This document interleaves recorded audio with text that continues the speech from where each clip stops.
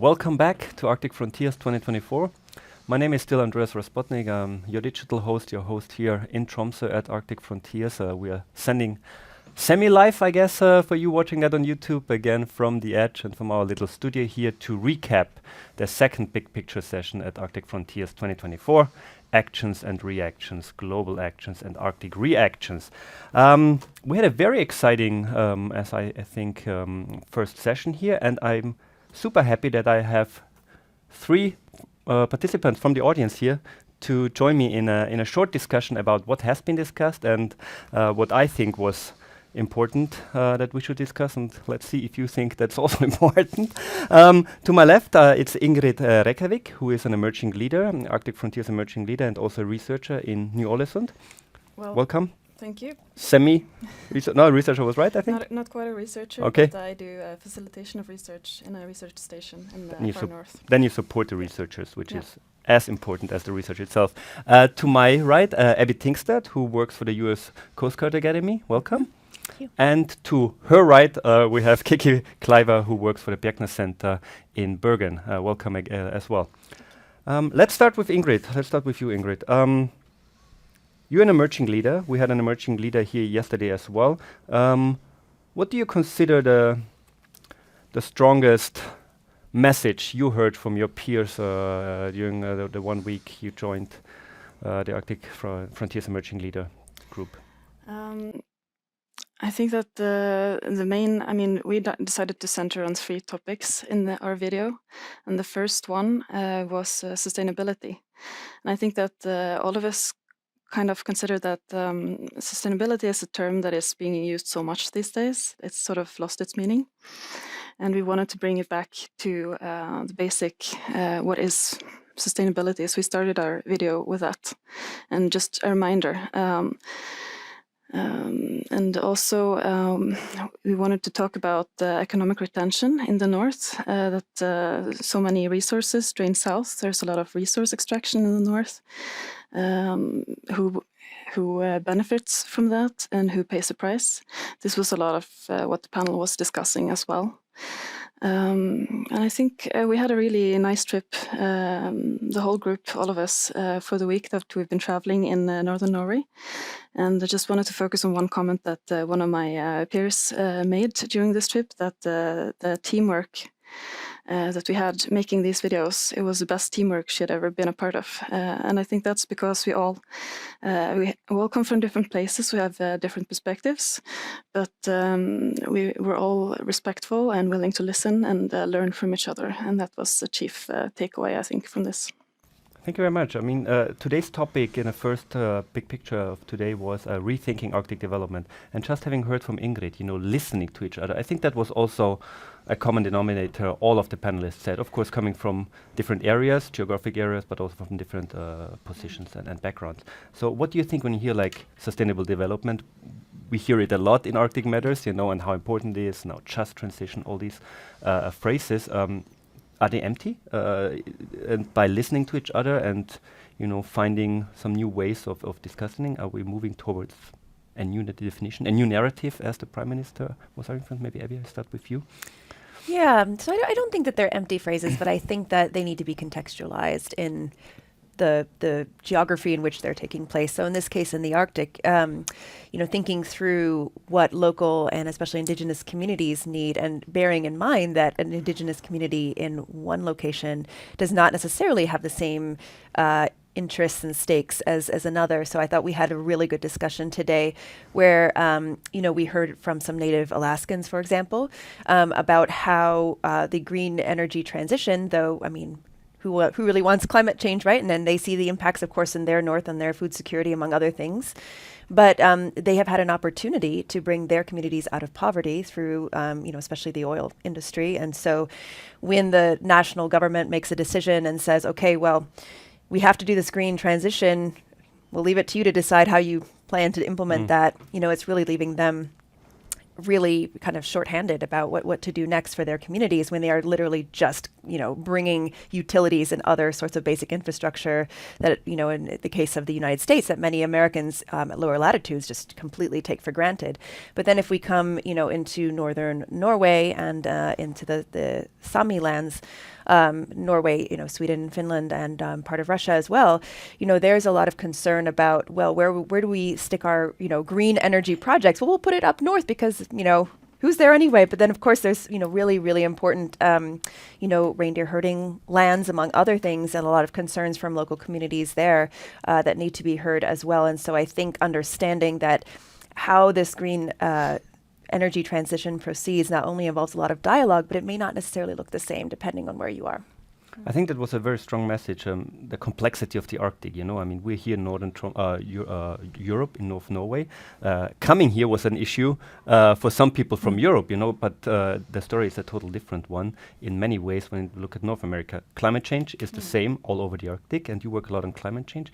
What is your take on sustainable development and all the things we heard today about talking to each other? But keeping in mind that the status quo of the Arctic is a different one, depending on where we are. Well, I think what set the tone today for the discussion was really the Moon Prize winner, Oren Young, who through her lifetime achievement have worked on governments, have worked on how we can come together and share knowledge and build partnerships. I think the discussion afterwards followed a lot in his idea that, and also that how the Arctic have changed over the last 10 years in terms of an example. The Prime Minister also brought that up from an area almost like terra zero, as he said, what do we know about it, to actually showing how we can come together, overcome differences, but also put people at the heart of the discussion. And that's what a lot of the debate participants today brought up, that the people are at the heart of and should be the focus of discussion. I thought it was very strong stories, both from Canada and the two Alaskan representatives that were there, especially with the focus on, for instance, the mining coming into an indigenous area. How do we keep the balance? How do they keep their traditions and traditional knowledge, and always put that at heart, always put that knowledge on the table, and always let's talk about keeping in balance, keeping all voices heard, and at the same time develop. So I thought that was interesting, that we are keeping our traditions, but we're also developing because the world is developing. It's often easy to think that, that people in the Arctic, they're just going to continue doing what they're doing. It's traditional. That's very important. They have their rights to the land. But at the same time, the world is changing. And what the discussion I thought was good today was like, how do we act in a changing world? And part of that world is sustainability when it comes to resources. So how does resources stay in the region? Could the Arctic, as complex as it is, be some kind of a blueprint for other regions? Is that something that was today, like this balance view, like taking all different opinions into account in whatever governance setting we're in? But could that be a blueprint for the rest of the world? Well, I think the Prime Minister alerted to that a little bit when he talked about the Barents cooperation, that despite now Russia being out, Norway, Sweden and Finland coming strong together, and basically want to show that these collaborations can continue and indeed can be a blueprint for a continued collaboration, despite that we have also a crisis. I fully agree with what you said. I really liked his comment, actually, that we need to find a balance between the larger community, whatever it is, the state level or maybe at the broader level, and the local level, because we both kind of influence each other. Did you discuss that a bit with the emerging leader as well? That obviously the outside has an influence in Arctic development, in Arctic change, but how can we better include the outside into understanding the Arctic, better understanding the Arctic, better investing into Arctic research, infrastructure, whatever it is? I think one of the questions that we're asked or prompted to ask among ourselves during the trip was, is the Arctic special? And that is an interesting question, because in some ways we are, but we always think of ourselves as really special. But if you boil it down, really, we are just people, and we need what the rest of the world needs. We want what the rest of the world wants. And that is also a perspective, I think, that it's important to keep with us. Like, some things are special about the Arctic. The lands, the climate, everything we know is there's a lot of special things about it. But deep down, I mean, yeah, it's quite similar to the rest of the world. Is the Arctic special? Well, I think I agree that it is in many ways, but it also isn't, because it's down to people. And in fact, I think some of the themes reflected here at this Arctic Frontiers and in the session we just had are some that my research team has also looked at. I mean, there's the big questions of what do we need to ensure security or ensure sustainability, ensure communities in the Arctic. Well, people need livelihoods, people need access to their culture and traditions, mobility, food, water, utilities. It's not a different equation than other places. But I do think that communities in the Arctic are well positioned to show the kinds of dialogue and cooperation that could be a model for facing the challenges to come, around the world. And that brings me to another topic that was raised: security. We all know, working on Arctic matters, that security is a broad term. Broad definition, many definitions of security, from hard security matters to human security, environmental security, etc. And we heard that, 30 years ago, end of the Cold War, there was a positive attitude to security. The world was opening, the Arctic was opening, cross-border cooperation, etc. developed. And now we're not per se in a negative era, but security is changing, and that might also has an effect, or already had an effect, on Arctic affairs and in the Arctic. And that alludes also to the new narrative talk by Oren Young, by the Prime Minister. So if we take that new era into account, what could be a new Arctic narrative first, and how can we come to that solution-based decision-making that is built on trust? People were also talking, like, we need the trust between each other, within a state, but also cross-border, to work towards solution. Yeah, it's a difficult and complex question. And it borders on these three transitions that the Prime Minister brought up, but the climate, energy, and demographic transitions. And so how do we create livelihoods? How do we ensure that the next generations are staying in the Arctic, and that new people can come and develop in the Arctic? Luleå, northern Sweden, is a great example of where people are moving in. Because they are creating jobs. They got really, really strong ideas of how they're going to be more resilient, how they're going to be more sustainable, and with a lower climate footprint. And all of that are attractive. It attracts people to a region. And so I think we have to go in and gather success stories and lift them up and see that how can we learn from each other? How can other regions adapt to the success stories? And at the same time, making them themselves. And I think even though it doesn't rightly have so much to do with security, but that nobody's left behind, this just transition, it just came up towards the end. It wasn't so much developed in the discussion as I would like it to be. We had Equinor on the stage, a major company. They were directly asked, how will you contribute to a just transition? We didn't really get a good answer from a major industry partner. But would you have a good answer? Well, I think you have to be more honest about what your operation is. You have to be honest that you are actually a problem for this region. You're a major oil and gas company contributing to the climate changes. And it's not enough to just say that you're going to reduce your own footprint, because we're the 7th biggest exporter of gas in the world in Norway, through Equinor. So you actually have to own that responsibility, which is a historical responsibility as well, if we go decades back to when we opened the first well in the North Sea. So I think major companies, it's not that they should bend their knee and say, we're really sorry for what you've done, but you got to own your own story and see that you're actually part of the problem. They're focusing a lot that they are part of a major solution now, but so far their emission cuts have not gone down. So... Do you want to follow up? Yeah, I mean, that was one of the topics that we discussed during the video as well when we were writing the script. How sharp should the tone be? We sort of felt, a couple of us who were here last year as well, felt that the last year's conference was a bit too soft, maybe, on the big decision makers. So we wanted to have a bit more hard-hitting message in our video this time. Yeah. Because healthy ecosystems is security. access to fisheries and access to grazing rights is security. Energy is security. So it's not just about the presence of military. It's actually access to all the wealth that the Arctic has to offer and distributing and sharing that in an equitable way. The interesting point about security is security is also knowing on what will happen next.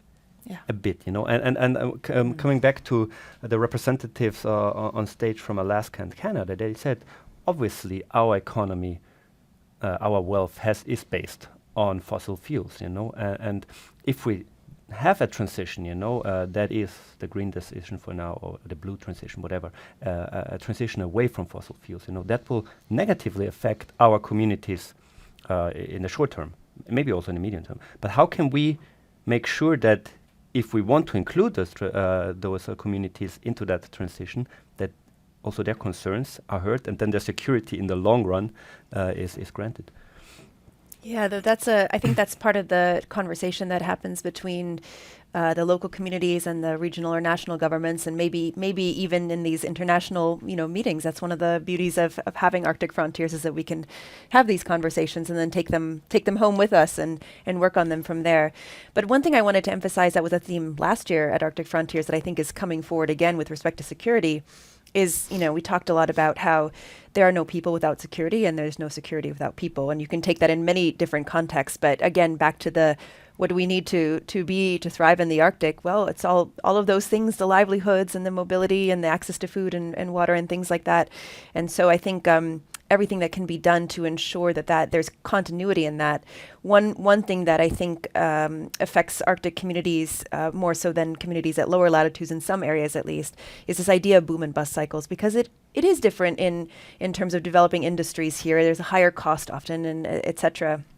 But then the communities fall risk of these boom and bust cycles where someone, comes in, develops and leaves, thinking through the history of it. I like that you brought that up, but then also thinking forward to saying, how do we help these communities manage change so that if they have just won, some rights to utilities, or they have just been able to kind of change with the changing climate, and changing policies of the national government to adapt their reindeer, grazing patterns and things like that. How do we then say, moving into the longer term future, this is not going to happen again and again, where then your community security is then always threatened? And we have an interesting discussion. I mean, some of the people on stage today I met in Washington about 1.5 years ago. We had a focus on Arctic energy and discussions around that, of course, based on climate change. And one thing that was discussed a lot: how do we create more energy resilience in these communities that are far away from the networks, the power lines, and building up test grounds, for instance, for solar cell panels, for smaller windmills facilities, for capturing and storing, for new types of batteries, anything that could switch off that diesel aggregate that's in the backyard, which we also see that when major storms are hitting these regions and they don't get fuel, they are again very vulnerable.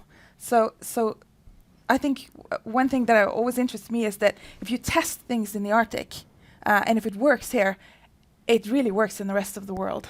So maybe more companies should be encouraged to use Arctic communities as test grounds for new, green, exciting technology, and also make sure to leave it behind and keep on rebuilding it. Yeah, and we had a sort of a generational perspective as well in our the past week in our emerging leaders, and that is like usually when young people are consulted in this manner. It's considered like we have to confront the people who came before us, right? The old elders, the former generations, and sort of wag our fingers a little bit. But we decided this was not a constructive approach. We have to ask ourselves the same question. I mean, we are the emerging leaders, and if we keep following in the same footsteps that were laid out before us, then we are no better. And I mean, it's very important that the leaders who are right now that they get a good start, but we also need to follow up and change the world ourselves in the next generation. I think that's a very important point you raised. And yesterday we talked about the pragmatic approach to Arctic leadership with Mike Sfraga and Stefan Dion and your emerging leader colleague. And now you mentioned that constructive engagement, which was also mentioned today, that we have to build relationship is a key asset of Arctic governance, of Arctic relationships, of Arctic cooperation, and as such maybe also of Arctic leadership. Do we see the emerging leaders doing it differently than the leaders currently in power? If they rethink also how can we not only be emerging ones but more constructive ones? Is that a new approach? Well, definitely our Canadian participant on stage today representing the Cree Nation, or Cree language, he brought us up with the whole new type of entrepreneurs that came. And the key word for their success was transparency and sharing of knowledge.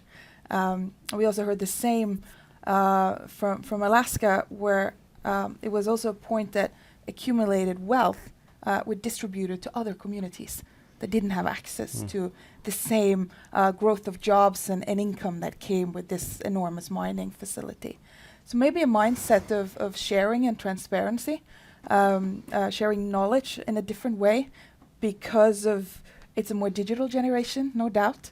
It's a generation that doesn't have always the same type of loyalty that we have. They are more opportunistic, and this entrepreneurship might be a whole new way of thinking business in the Arctic. So I think there were some really positive new tones there when it comes to how young people think about creating their own future. Future in the Arctic. That brings me to the final question. I mean, we talked a lot about narratives and looking for a new narrative for the Arctic and in the Arctic, which eventually will lead to one of us getting a Moon Prize, like Oren Young, if we come up with a good narrative. And I want to ask the same question to all of you. What could be the next narrative for the Arctic, or a future-oriented narrative that brings together everything we heard today, from a sustainable development that is more materialized to constructive engagement between all of us, trust, solution?